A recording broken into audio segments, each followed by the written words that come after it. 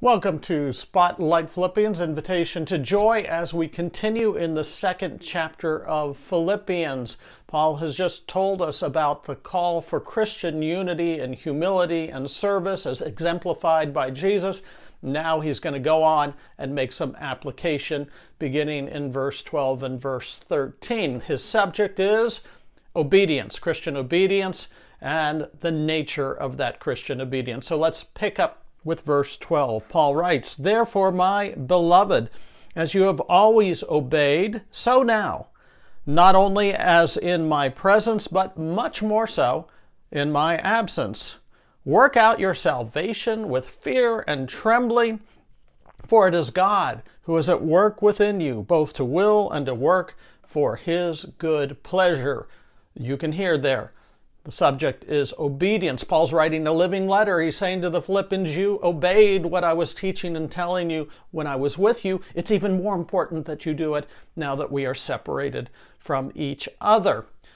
Obedience, I think, is a subject that's fallen on hard times. We don't like to be told in our culture today, you must obey. Obey the rules. Obedience is required of you. We don't use the language of obedience for raising and training children as we once did in our culture. Maybe the only place we have obedience in that active sense is when we take our dog to obedience training class. I'm not sure they even use that language anymore.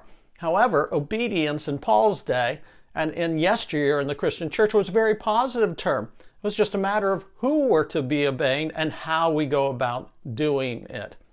A great hymn of yesteryear in the church says, "Trust and obey, for there's no other way to be happy in Jesus than to trust and obey." And that's true. We might change it a little bit for our theme and say, "Trust and obey, for there's no other way to be joyful in Jesus than to trust and obey." That might be even more true than the way the hymn puts it. But trusting and obeying is intrinsic to our joy in Christian living.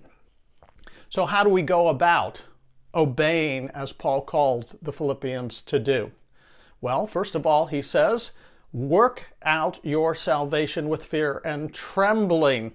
That's the first point to obedience. We are to participate in the obedience by working out. Now that's a good athletic term, isn't it? How many of you go to the gym to do a workout? How many of you get on your bike and put in a few miles to work out? How many of us go out and jog a few miles? We know what it is to work out physically.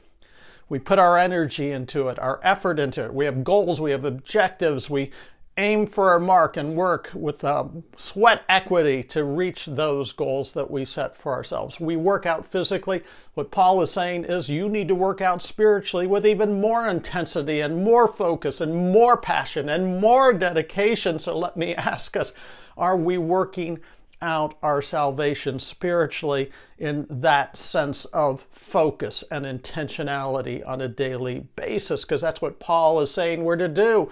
We obey by working out our salvation with fear and trembling, just another way of saying with a sense of the importance and significance and gravitas of those workouts for our spiritual hearts and souls.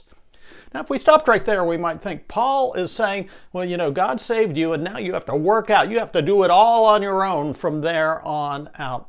But that would be a mistake, because in verse 13 he says, it is God who is at work within you, both to work and to will for his good pleasure. Wow! It's not just us working out, it's God working in us as we work out. In fact, Paul uses the word work, God working in us, twice in that one passage. It is God who is at work within us, both to will and to work according to his good pleasure. So know that. Draw upon the power of the Holy Spirit who is at work within you as you work out. Pray. That's why prayer is so important. Prayer is our connection to the life source of the Holy Spirit and the power and presence of God working within us on a daily basis as we continue to work out our salvation. You see, our obedience isn't just our own thing.